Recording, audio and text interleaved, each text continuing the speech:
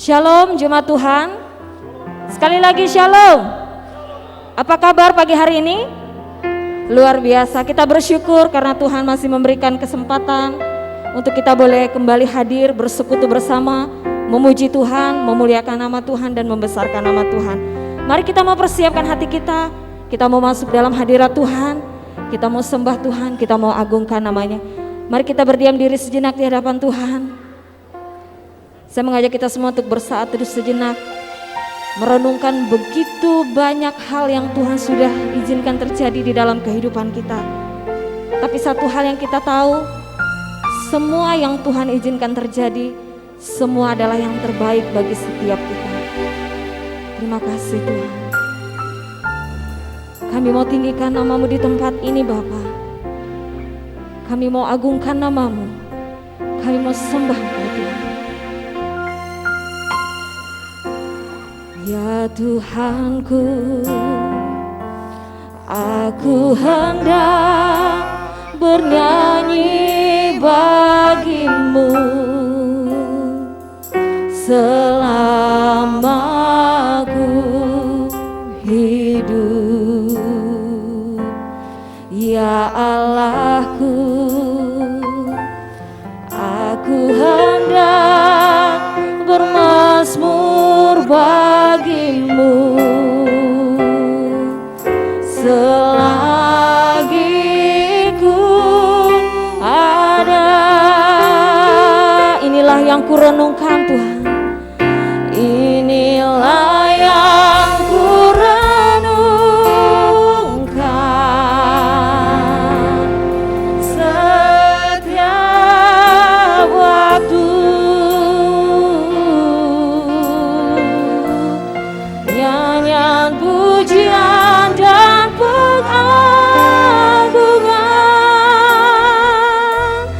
kepadamu.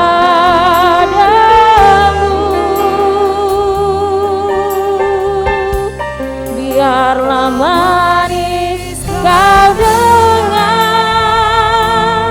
Tuhan, manis kau dengar Tuhan, dan hatiku bersuka karena-Mu. Sekali lagi dengan lebih sungguh kita mau katakan, ya Tuhanku, aku hendak bernyanyi bagi-Mu selama aku hidup. Ya Allahku, aku hendak bermazmur bagi-Mu selagi ku ada. Inilah yang ku renungkan setiap waktu.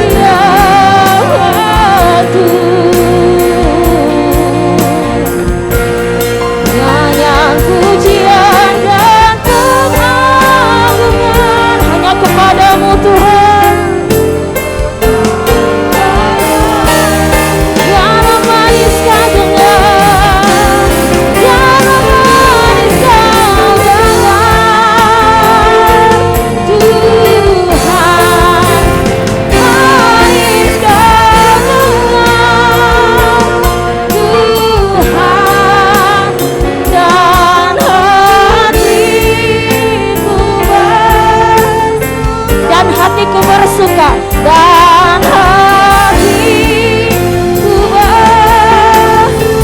dan hatiku bersuka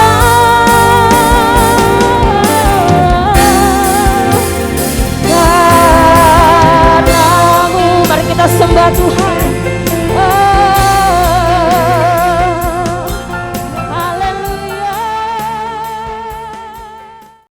Kami belum merasakan Tuhan bahwa Engkau hadir bersama dengan kami Bapa. Roh Kudus ada bersama dengan kami Tuhan. Pada itulah pagi hari ini dengan penuh keyakinan iman percaya kami kepadamu Tuhan. Kami mengucap syukur bersama-sama umat-Mu Tuhan, bahwasanya untuk selama-lamanya kasih setia-Mu Tuhan. Kami mengucap syukur Engkau baik. Selama-lamanya Engkau baik buat kami Tuhan. Bahwasanya untuk selama-lamanya kasih setia-Mu Tuhan. Demikian juga pagi hari ini kami mengucap syukur Tuhan, bahwa sesungguhnya pertolongan kita datangnya dari Tuhan. Dialah yang telah menjadikan langit, bumi, serta segala isinya. Allah yang setia. Dan kesetiaan Tuhan tidak pernah berkesudahan, dulu, sekarang, sampai selama-lamanya. Kiranya damai sejahtera dari Allah Bapa, kasih karunia anugerah dari Tuhan kita Yesus Kristus menyertai saudara-saudara sekalian dalam ibadah kita pada pagi hari ini. Yang siap diberkati Tuhan, katakan bersama-sama, amin. Haleluya.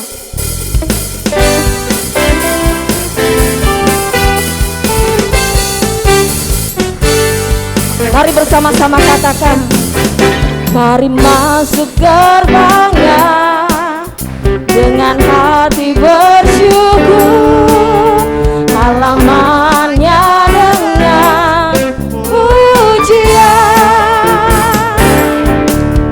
penuhi baitnya dengan nyanyian syukur, hadirannya sukacita.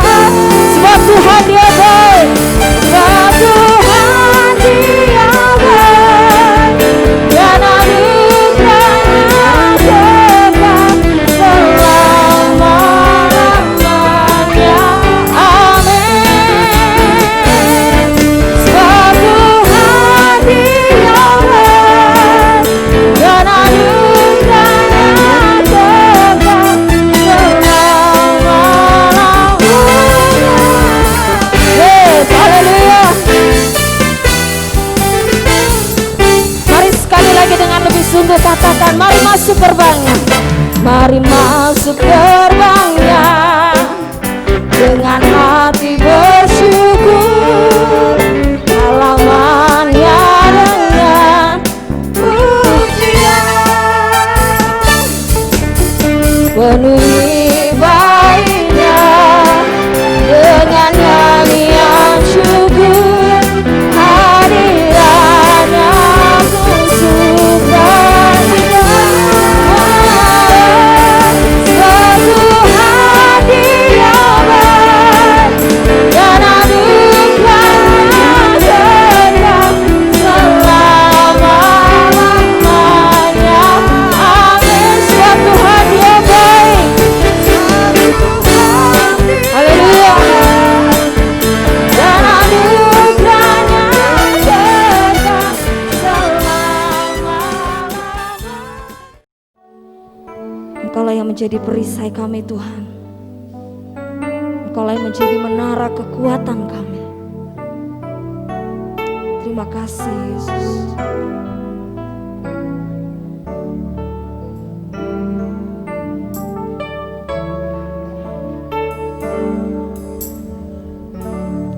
Engkaulah perisaiku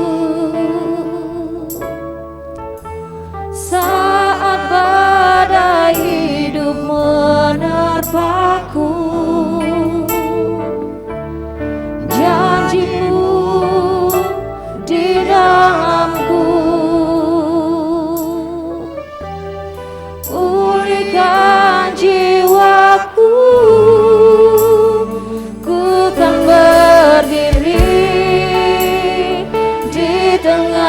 badai dengan kekuatan yang Kau berikan. Sampai kapanpun ku kan bertahan, karena Yesus selalu menopang hidupku. Amin. Terima kasih Tuhan, Engkaulah perisai di dalam hidup kami Yesus.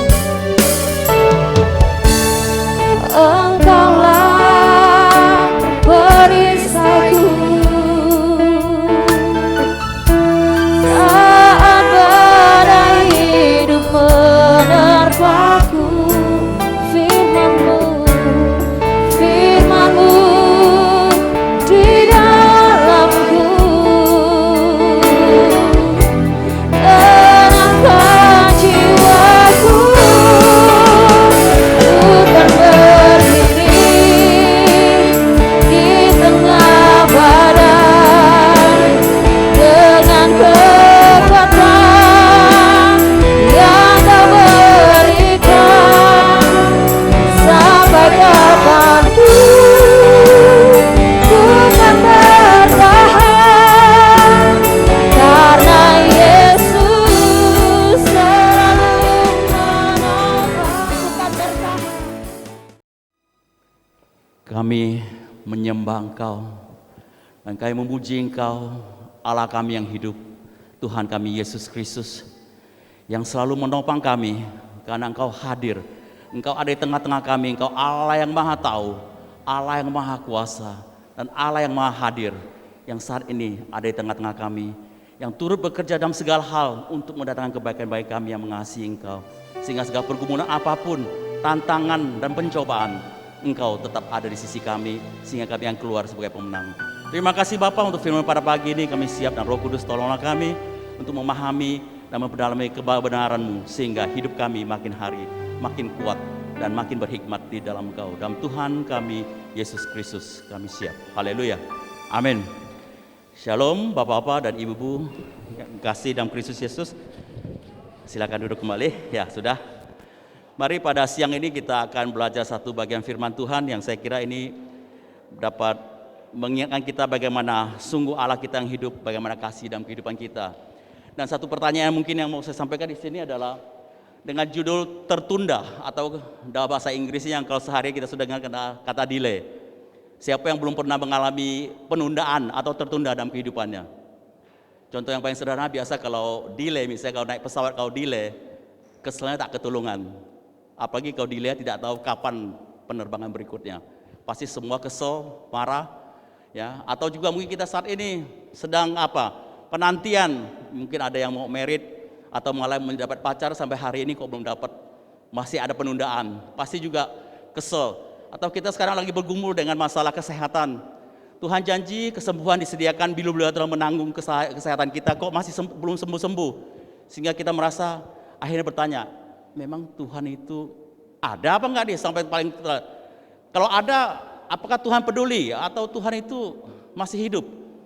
Itu kadang-kadang bisa sampai seperti itu. Tapi saya percaya apapun tantangan yang membuat kita mengalami penundaan saat ini, bisa Anda jabarkan dalam kehidupan kita. Saya kira masing-masing pasti punya pergumulan. Mungkin ada yang lagi menantikan terobosan Tuhan untuk keuangannya dan juga untuk mendapatkan pekerjaan yang baik atau penyelesaian pendidikan. Sehingga saya percaya semua pasti pernah mengalami penundaan. Dan pertanyaannya, pasti bertanya, penundaan itu dari siapa sih? Apakah dari Tuhan atau dari kesalahan kita atau adalah pihak iblis? Nah, untuk itu kita memahami, kita melihat sebenarnya penundaan itu bisa ada tertunda itu kenapa? Next lah, coba nggak bisa ini. Ya, mengapa tertunda? Pertanyaannya, yaitu kalau di sini kita kategorikan ada dua. Di sini ada pertama adalah kehendak Tuhan. Loh, bisa bagaimana jadinya kok bisa ada kehendak Tuhan supaya terjadi ketertundanya segala yang kami cita-citakan, yang kami doakan. Untuk memahami, mari kita lihat dalam Yohanes pasal 11 ayat 5. Dalam perikop itu bicara tentang Lazarus yang dibangkitkan. Kita tahu pada waktu Lazarus sakit, saudaranya yaitu Maria dan Marta menyampaikan berita kepada Yesus mengatakan bahwa orang yang engkau kasihi sedang sakit. Dan selanjutnya Tuhan katakan, oh itu penyakitnya tidak akan mematikan Lazarus. Jadi di balik itu semua nanti nama anak Allah akan dimuliakan. Nah, sekarang kita mulai di Yohanes pasal 11 ayat 5 dikatakan penekanan di sini adalah Yesus memang mengasihi Marta dan kakaknya dan Lazarus. Penekanan di sini adalah Yesus memang mengasihi Marta dan kakaknya dan Lazarus. Ayat 6, karena Yesus mengasihi itu, maka ayat 6 dikatakan, namun setelah didengarnya bahwa Lazarus sakit, ia sengaja tinggal 2 hari lagi di tempat ia berada. Jadi Tuhan Yesus mendengar Lazarus sakit dan dia tahu dia sakit karena dia mengasihi keluarga itu. Tuhan sengaja menunda 2 hari lagi di tempat lain. Ayat 14 dikatakan, karena itu Yesus berkata dengan terus terang, Lazarus sudah mati, di ayat 14. Dan ayat 15 dikatakan, tetapi syukurlah aku tidak hadir pada waktu itu, sebab demikian lebih baik bagimu supaya kamu dapat belajar percaya. Marilah kita pergi sekarang kepadanya. Tuhan katakan, syukurlah aku tidak ada saat itu pada saat yang mati. Kok bisa begitu? Konotasinya gimana? Kenapa? Kita tahu bahwa dalam perjalanan pelayanan Tuhan Yesus, kematian yang orang yang mati yang pernah Tuhan bangkitkan itu ada catatan sebelumnya, ada satu, yaitu putri Yairus yang baru mati, terus Yesus datang dan dibangkitkan. Terus ada satu pemuda dari Nain yang mati setelah 1 hari di dalam perjalanan ke liang kubur bertemu Tuhan Yesus, Tuhan bangkitkan. Nah, seandainya Tuhan Yesus hadir pada saat Lazarus sakit dan Lazarus sembuh, apa yang istimewa? Tidak ada. Jadi itu kesembuhan yang biasa. Kenapa Tuhan menunggu sampai 4 hari sampai di situ baru hadir dan menunjukkan mukjizatnya? Kenapa? Karena inilah puncak mukjizat yang mau Tuhan tunjukkan supaya keluarga Lazarus ini, Maria dan Marta, dan kita saat hari ini bisa belajar bahwa sungguh Allah kita Allah yang hidup. Kenapa? Karena di tradisi Yahudi, orang yang mati itu ada kepercayaan bahwa setelah 3 hari baru dikatakan betul-betul mati. Kenapa? Selama 3 hari dipercaya rohnya masih ada dalam lingkungan situ sehingga berusaha untuk kembali ke tubuhnya. Tetapi setelah hari keempat itu sudah tidak ada harapan lagi. Dan itulah membuktikan bagaimana kenapa Tuhan Yesus kita mati, dikuburkan, dan setelah 3 hari baru bangkit. Supaya apa? Bahwa asumsi bahwa Tuhan bukan mati tapi karena pingsan atau apa bisa dipatahkan. Demikian juga jika tujuan dari Tuhan hadir dan memperlambat kedatangannya adalah supaya itu keluarga menjadi lebih baik karena mereka mengalami pengalaman yang lebih dari kematian-kematian yang dibangkitkan sebelumnya. Dan itu Tuhan katakan supaya kita dapat belajar percaya. Selanjutnya kayak kita baca terus di ayat 21 dikatakan, maka kata Marta kepada Yesus, Tuhan, sekiranya engkau ada di sini, saudaraku pasti tidak akan mati. Kata Yesus kepada Marta, saudaramu akan bangkit. Bagaimana? Karena kepercayaan atau pemahaman dari keluarga Marta, Maria, itu mereka memahami Tuhan itu adalah Tuhan masa lalu. Dikatakan sekiranya Tuhan kau hadir pada saat itu, saudaraku tidak akan mati. Sehingga paling tidak juga dia ada rasa sepertinya Tuhan engkau terlambat. Coba kau datang lebih awal, saudaraku tidak akan mati. Tetapi Tuhan mengatakan saudaramu akan bangkit. Dan ayat 24 dikatakan, kata Marta kepadanya, aku tahu bahwa ia akan bangkit pada waktu yang orang-orang bangkit pada akhir zaman.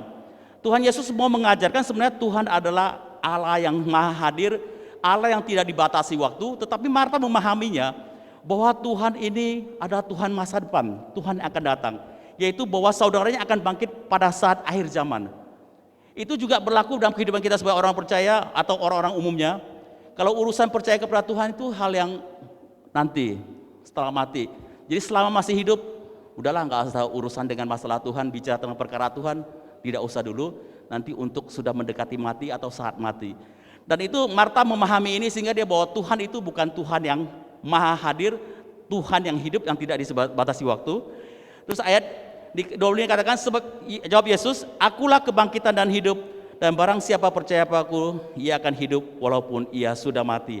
Jadi Tuhan betul-betul untuk mengajarkan kepada keluarga ini bahwa ia adalah kebangkitan dan hidup. Jadi tidak ada kematian di hadapan Tuhan.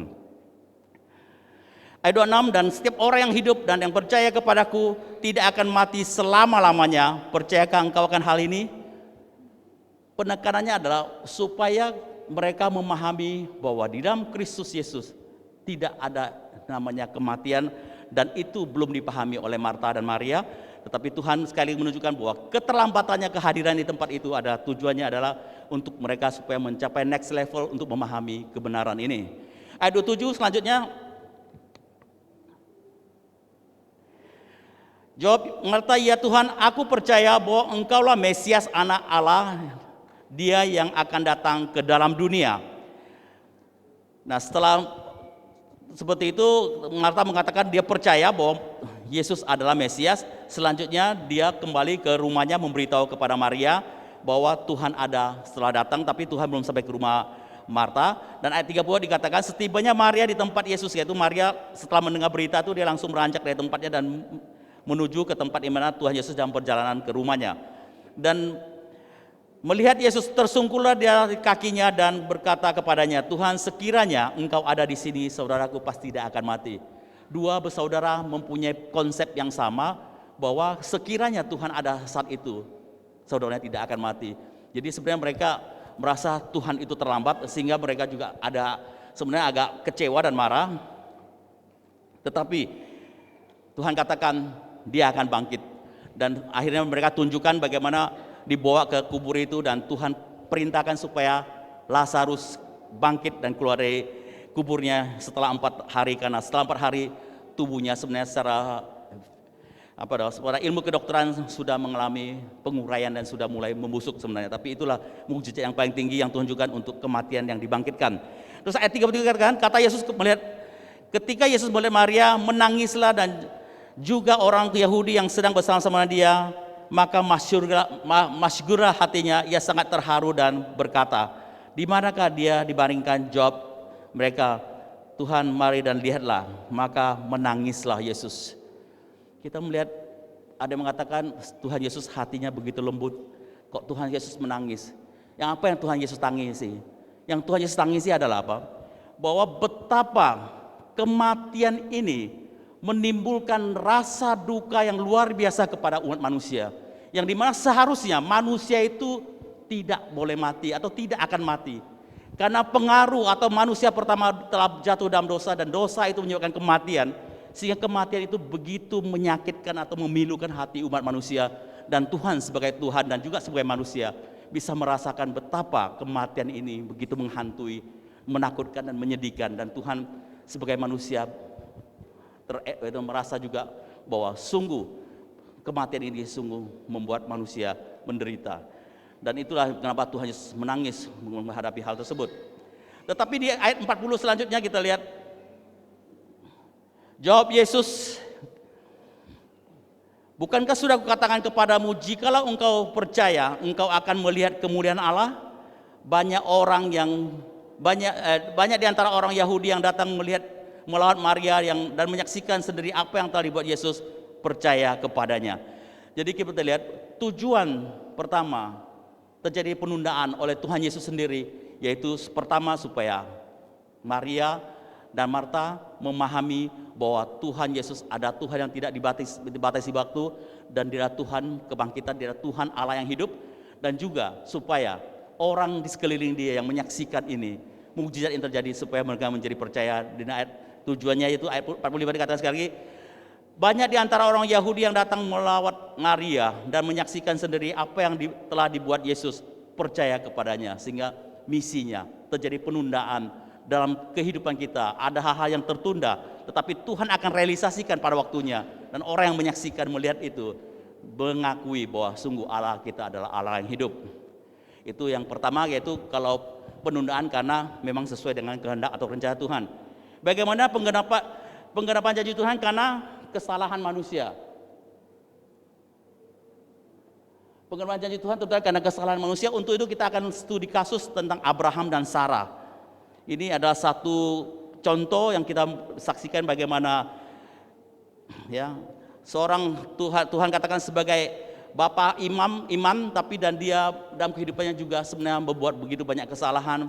Tetapi walaupun dia membuat kesalahan, Tuhan tidak pernah meninggalkannya. Dan untuk memahami, kita buka dalam Kejadian pasal 12 ayat 1 dan ayat 4 dikatakan, berfirman Tuhan kepada Abram, pergilah dari negerimu dan dari sanak saudaramu dan dari rumah bapamu ke negeri yang akan kutunjukkan kepadamu. Ayat 2, aku akan membuat engkau menjadi bangsa yang besar dan memberkati engkau serta membuat namamu masyhur dan engkau akan menjadi berkat. Aku akan memberkati orang-orang yang memberkati engkau dan mengutuk orang-orang yang mengutuk engkau. Dan olehmu semua kaum di bumi akan mendapat berkat. Lalu pergilah Abram seperti yang difirmankan Tuhan kepadanya, dan Lot pun ikut bersama-sama dengan dia. Abraham berumur 75 tahun ketika ia berangkat dari Haran. Sebenarnya perintah Tuhan kepada Abram supaya dia meninggalkan negerinya itu terjadi bukan dari negeri Haran di sini. Kalau kita baca di sini, dia berangkat dari Haran berumur 75 tahun. Tapi sesungguhnya kalau kita melihat lebih jelasnya, itu dalam Kisah Para Rasul pasal 7 ayat 2 dan 3. Di sini kita baca bersama, jawab Stefanus, hai saudara-saudara dan bapak-bapak, dan dengarkanlah, Allah yang maha mulia telah menampakkan dirinya kepada bapa leluhur kita Abraham ketika ia masih di Mesopotamia sebelum menetap di Haran. Dan berfirmanlah kepada, keluarlah dari negerimu dan dari saudara-saudaramu dan pergilah ke negeri yang akan kutunjukkan kepadamu. Maka keluarlah ia dari negeri orang Kasdim lalu menetap di Haran, dan setelah ayahnya meninggal, Allah menyuruh dia pindah dari situ ke tanah ini, ke tempat kamu diam sekarang, yaitu di Israel. Kita menyaksikan di sini, Abraham pertama diperintahkan supaya meninggalkan negerinya, keluarganya, dan sanak saudaranya ke negeri yang Tuhan janjikan di tanah perjanjian. Itu saat itu mereka berada di Mesopotamia. Mesopotamia itu dimana, supaya kita memahami, kita akan lihat di peta ini.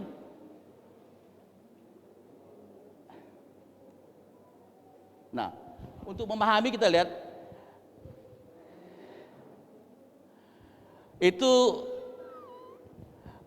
tinggalnya tuh pertama di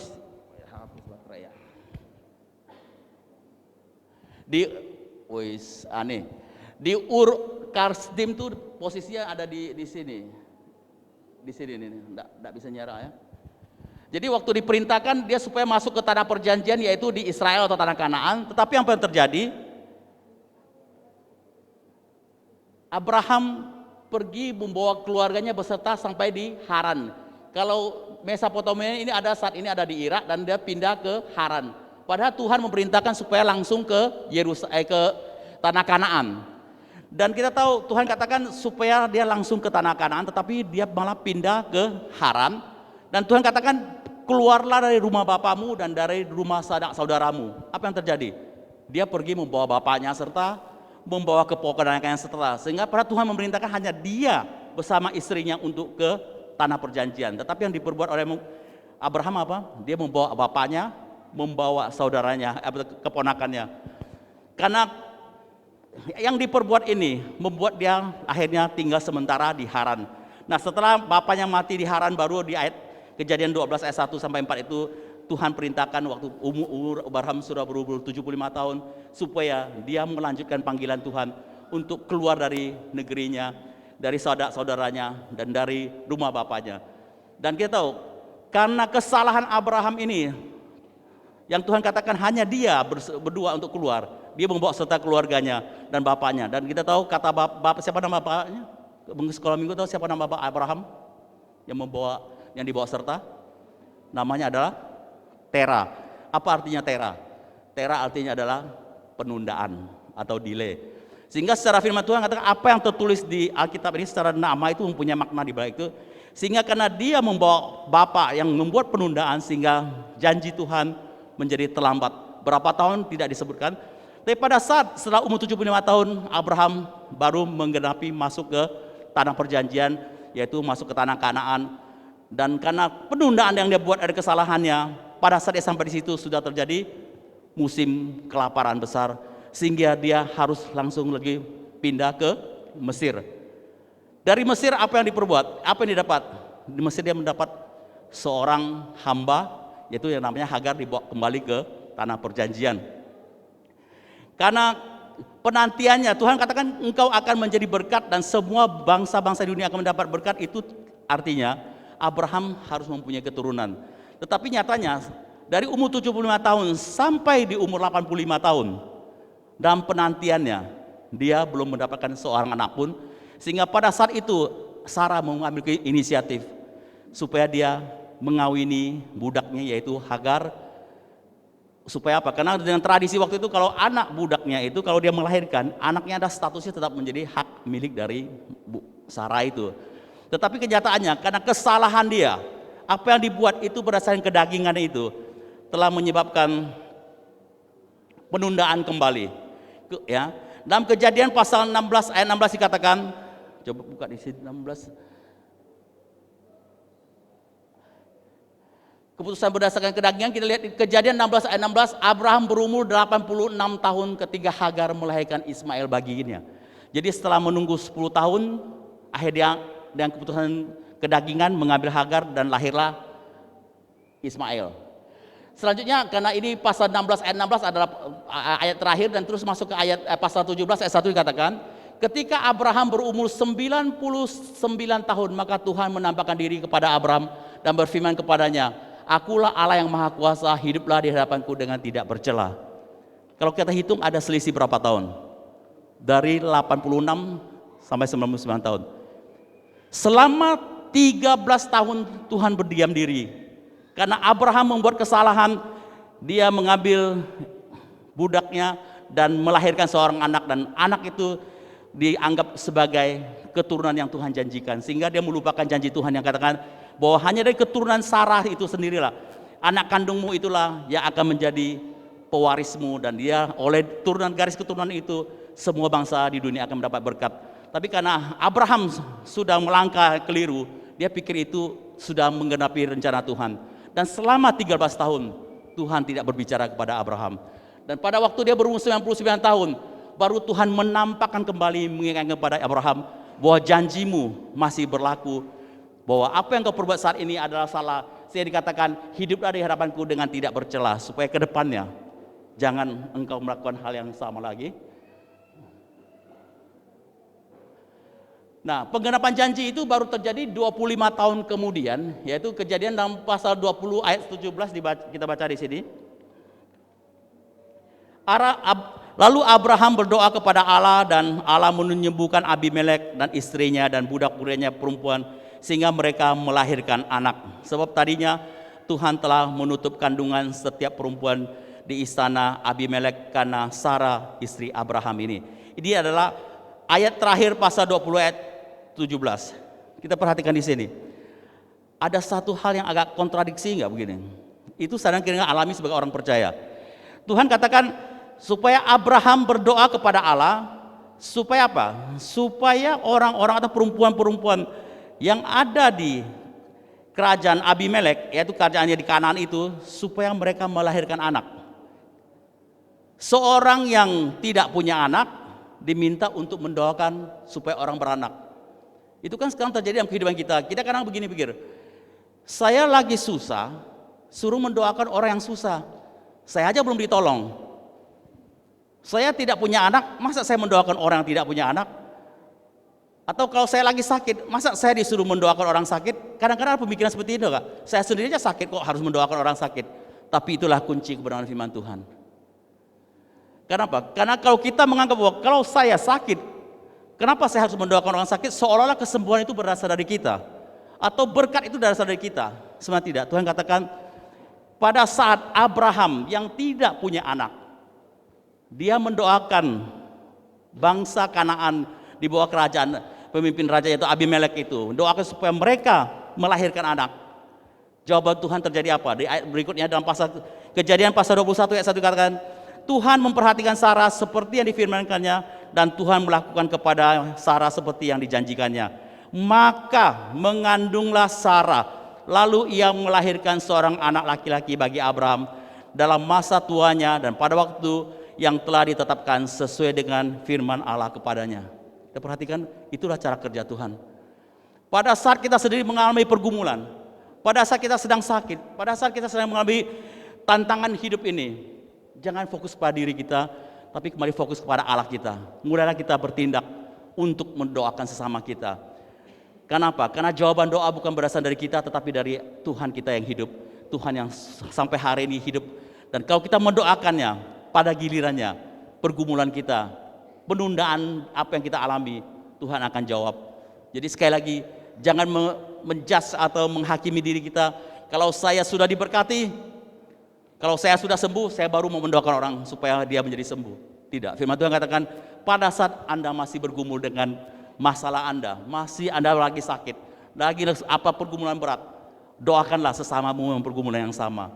Dan itu janji Tuhan, Tuhan akan memperhatikan dan Tuhan akan menjawab. Inilah satu janji Tuhan yang sungguh luar biasa. Kita menyaksikan bagaimana Abraham dikatakan adalah orang yang dibenarkan oleh Tuhan, bukan karena perbuatan, tapi karena dia percaya. Dan karena percaya saja dia dibenarkan. Walaupun dalam kehidupan selama 25 tahun dalam penantian kelahiran seorang anak, di sana sini dia melakukan kesalahan dan menyebabkan penundaan dalam hidupnya. Tetapi sekali-sekali Tuhan tidak pernah meninggalkan dia. Karena apa firman Tuhan mengatakan apa? Bahwa aku sekali-sekali tidak akan melupakan engkau dan aku sekali-sekali tidak akan meninggalkan engkau. Kenapa? Karena pada saat Tuhan Yesus digantung di kayu salib, dia berseru, Eloi, Eloi, lama sabachthani, yang artinya, Tuhanku, Tuhanku, mengapa engkau meninggalkan aku? Kenapa? Karena Yesus Kristus mati di kayu salib menanggung segala kutuk dan pelanggaran kita. Dia harus dilupakan, harus ditinggalkan Allah. Sehingga pertama kali dalam Alkitab dicatat bahwa bagaimana Yesus yang selama memanggil Tuhan Bapaknya dengan kata Bapa, di situ dia harus memanggil dia Allah. Kenapa?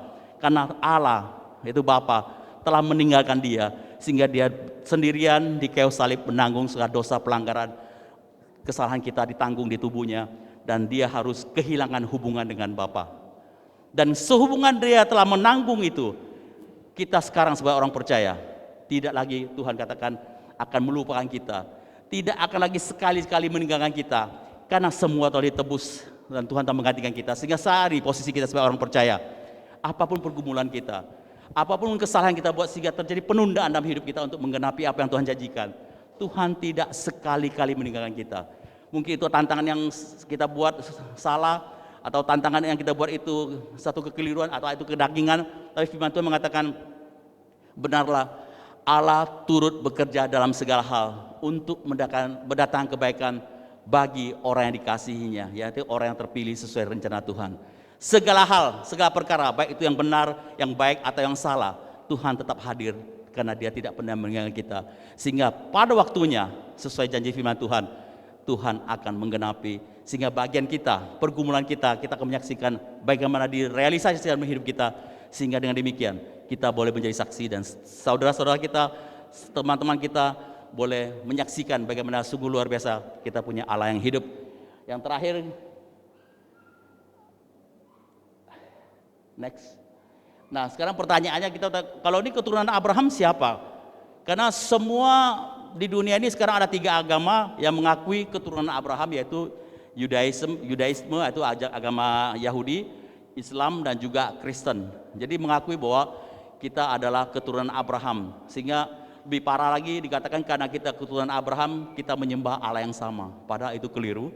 Kenapa? Firman Tuhan menjelaskan keturunan Abraham itu bukan semua keturunan berdasarkan kedagingan, tetapi kita baca dalam Galatia pasal 3 ayat 16 katakan, adapun kepada Abraham diucapkan segala janji dan kepada keturunannya, tunggal ya, tidak dikatakan kepada keturunan-keturunannya, seolah-olah dimaksud banyak orang, tetapi hanya satu orang, dan kepada keturunanmu yaitu Kristus. Jadi karena keturunan Abraham yang dimaksud adalah satu saja, yaitu Yesus Kristus. Dan oleh Yesus Kristus setiap orang yang percaya saat ini seluruh dunia memperoleh berkat, yaitu keselamatan, mengakhiri kematian sehingga hidup kekal telah dijanjikan. Dan dalam kehidupan selama di dunia ini Tuhan tetap campur tangan untuk segala kehidupan kita. Dalam Galatia pasal 3:9 katakan, dan jikalau kamu adalah milik Kristus, maka kamu juga adalah keturunan Abraham dan berhak menerima janji Allah itu. Karena kita percaya Yesus Kristus adalah Tuhan dan Juru Selamat kita. Kita adalah keturunan Abraham Dan semua janji-janji berkat yang Tuhan katakan yang berikan kepada Abraham itu menjadi hak dan bagian kita. Dan kalau dalam pergumulan kita saat ini mungkin kita belum menyaksikan atau belum mencapai apa yang Tuhan janjikan, cita-cita kita, apa yang kita doakan masih dalam sepertinya tanpa tahu di mana ujungnya. Tapi Tuhan katakan, Tuhan Allah yang hidup, Allah yang membangkitkan Lazarus yang sudah mati 4 hari.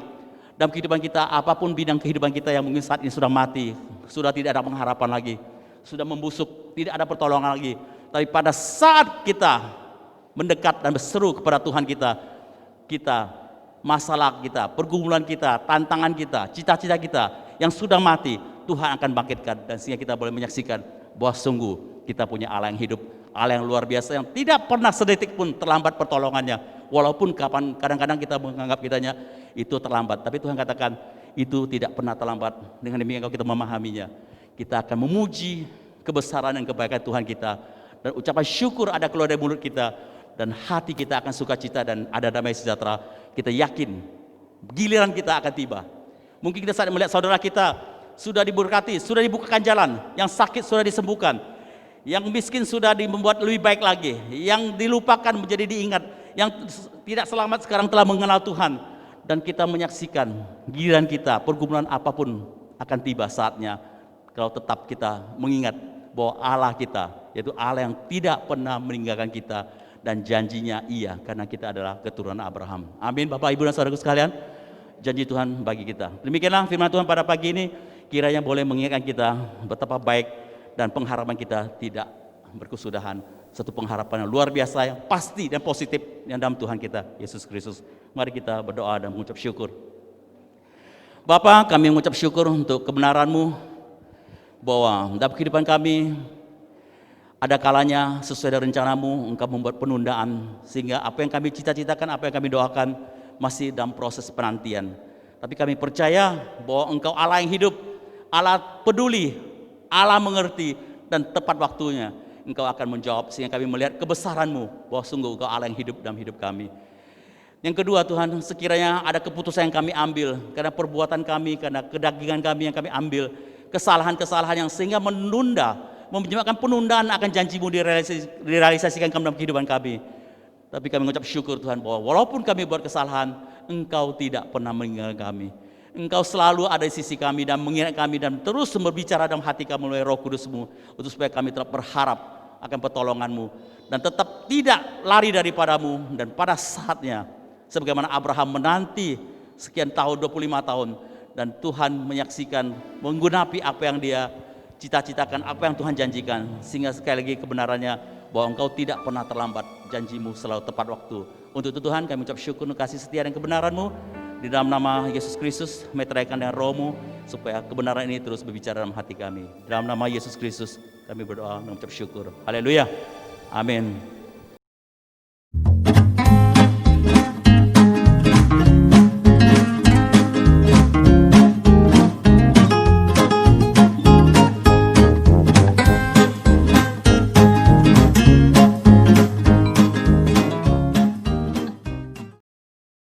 Shalom jemaat Tuhan, setelah kita beribadah, saya akan membacakan beberapa info penting dalam warta jemaat berikut ini.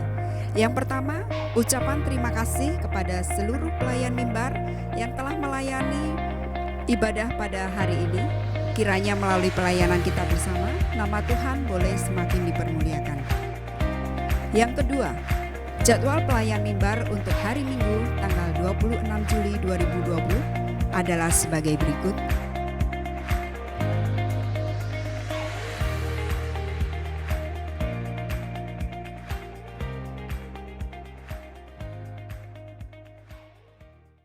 Yang ketiga, saya mengucapkan selamat ulang tahun kepada jemaat yang sedang berulang tahun di bulan Juli, periode 19 sampai 25 Juli 2020. Kiranya Tuhan Yesus memberkati.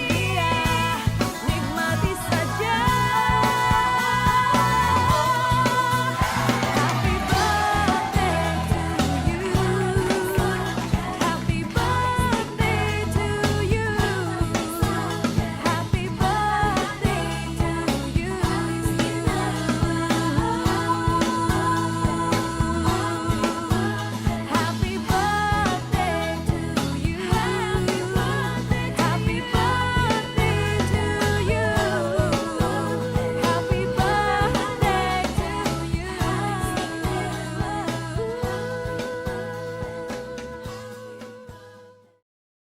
Demikian Warta Jemaat minggu ini. Tetap jaga kesehatan dan bersuka cita. Kiranya Tuhan Yesus memberkati kita semua. Amin.